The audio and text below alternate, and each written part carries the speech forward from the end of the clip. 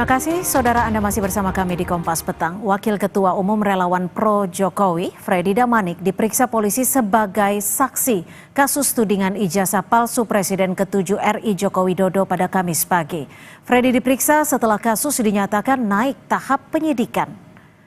Pemeriksaan dimulai pukul 10 waktu Indonesia Barat di Ditreskrimum Polda Metro Jaya. Freddy Damanik menjelaskan tidak membawa bukti apapun dalam pemeriksaannya sebagai saksi. Freddy mengatakan akan memberikan keterangan kepada penyidik terkait video yang beredar di media sosial soal dugaan penghasutan terhadap kasus dugaan ijazah palsu Jokowi. Freddy mengaku wajib memberikan keterangan sebagai saksi untuk melengkapi berkas perkara sejumlah laporan di beberapa Polres yang telah dijadikan satu di Polda Metro Jaya. Freddy yakin polisi akan segera menetapkan tersangka. Pagi, Bang. Selain Projo, pihak lain yang diperiksa sebagai saksi yakni Ketua Umum Relawan Pemuda Patriot Nusantara Andi Kurniawan Kamis siang. Andi merupakan orang yang turut melaporkan Roy Suryo CS atas dugaan penghasutan tudingan ijazah palsu Jokowi. Selain Roy Suryo, Andi melaporkan Tifauzia, Tiasuma atau Dr. Tifa, Rismon Sianipar, dan Rizal Fadilah.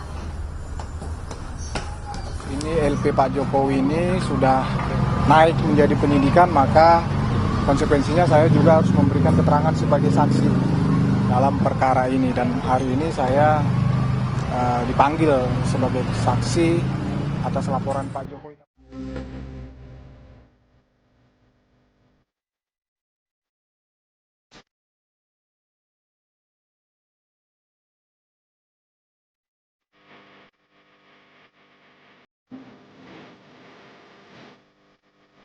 Ditreskrimum Polda Metro Jaya menaikkan status perkara terkait dugaan ijazah palsu Presiden ke-7 Joko Widodo.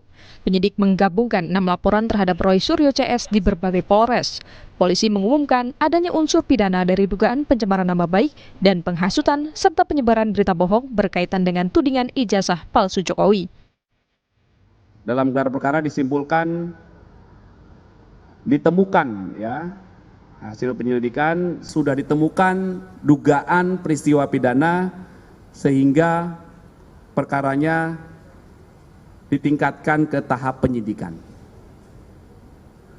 Itu untuk laporan polisi yang pertama dalam peristiwa yang dugaan pencemaran nama baik.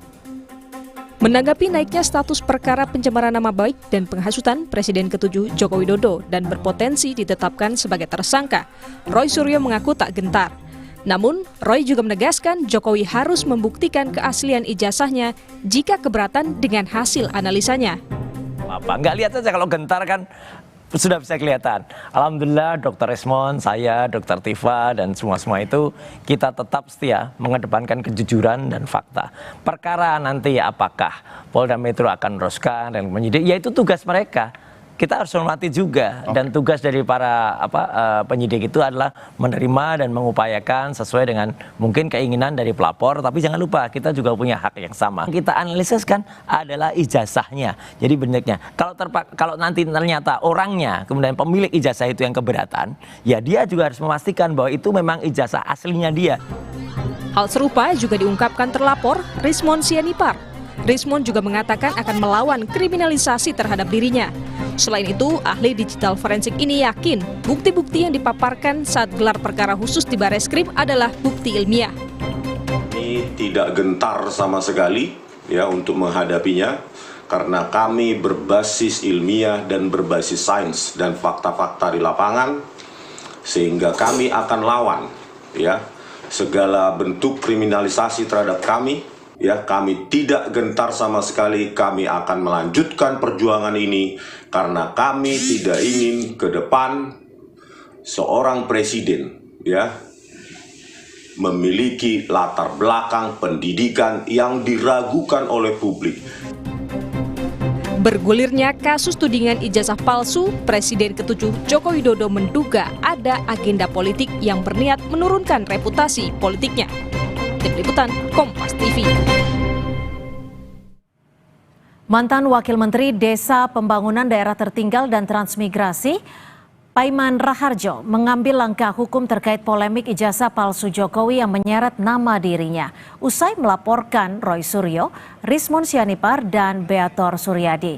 Paiman datang ke Polda Metro Jaya untuk menjalani pemeriksaan awal sebagai pelapor dugaan tindak pidana pencemaran nama baik, penyebaran berita bohong hingga dugaan pemerasan.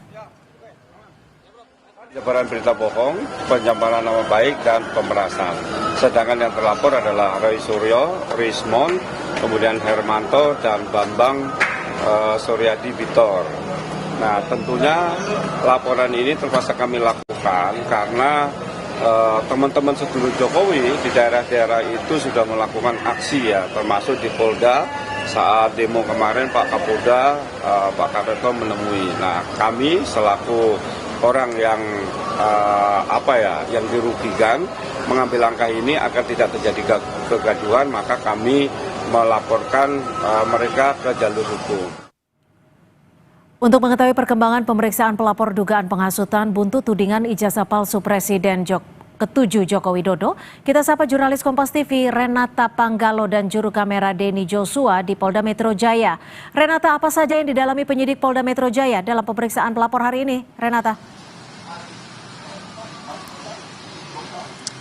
Iya, kalau pemeriksaan terhadap Freddy dan Damanik, Waketum Projo, Cynthia dan juga saudara, ini ada 42 pertanyaan untuk mendalami terkait dengan apa benar beberapa pihak ini melakukan tindak pidana yang sudah masuk dalam laporan polisi yang dilaporkan oleh Presiden ke-7 Joko Widodo. Lebih lengkapnya mengenai apa-apa saja pertanyaan dari penyidik, langsung saja kita tanyakan kepada Freddy Damanik selaku Waketum Projo. Selamat sore, Bang. Selamat sore, Mbak. Oke, Bang Freddy mungkin bisa dijelaskan nih, apa saja tadi yang didalami dari 42 pertanyaan itu? Ya, jadi yang di awal-awal standar lah ya, itu tentang identitas, sehat jasmani, dan segala macam. Kalau tentang substansi, tentunya yang berkaitan dengan apa yang saya ketahui, apa yang saya alami langsung sehubungan dengan laporan perkara Pak Jokowi yang dilakukan oleh Pak Jokowi, yaitu fitnah pencemaran nama baik dan ITE.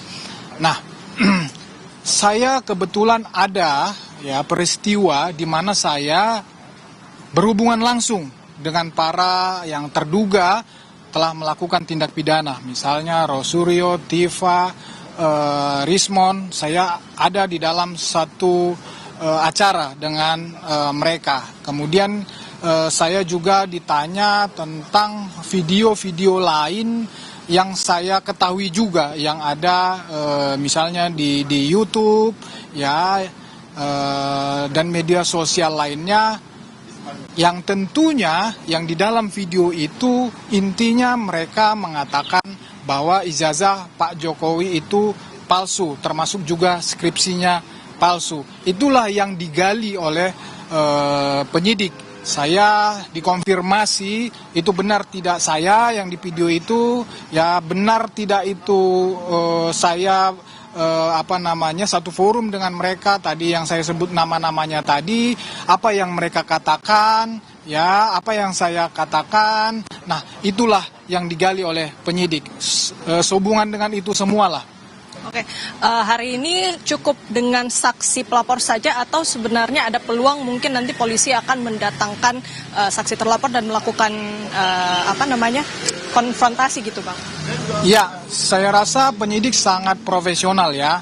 Jadi yang saya tahu hari ini memang hari ini hari pertama setelah dinaikin dalam status penyidikan. Hari ini saksi-saksi maupun dari pelapor hari ini diperiksa. Cuman berapa orang saya tuh kurang tahu persis, mungkin ada sekitar 7 yang diundang, cuman yang konfirmasi hadir saya nggak tahu yang diperiksa berapa orang. Nah, tentunya biasanya kebiasaan penyidik selesai dulu ini dari pihak pelapor, tapi nanti sambil berjalan bisa juga ahli diperiksa, bisa juga dari lembaga-lembaga terkait. Ini kalau nggak salah saya ada 10 misalnya UGM, KPU, segala macam. Ya, kalau ahli misalnya ada dari BRIN, ada Dewan Pers, dan lain-lain lah. Nah, biasanya yang para terduga ya yang melakukan ini biasanya nanti terakhir mereka. Ya mungkin let's say awal-awal bulan lah ya, awal-awal bulan depan mungkin mereka itu diperiksa. Biasanya sebagai saksi dulu diperiksa.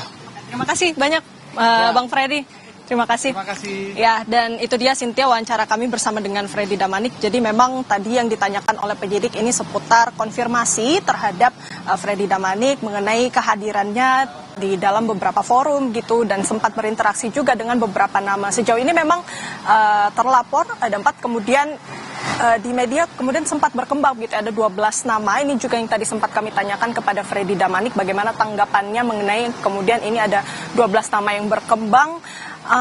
Salah satunya Abraham Samad, memang tadi sempat saya tanyakan itu mengenai keterlibatannya sebagai podcaster di dalam suatu podcast. Ini yang tentu juga masih akan didalami peluang untuk memanggil saksi-saksi lain baik itu dari pelapor maupun terlapor. Cynthia. Terima kasih Renata Panggalo, jurnalis Kompas TV melaporkan langsung dari Polda Metro Jaya.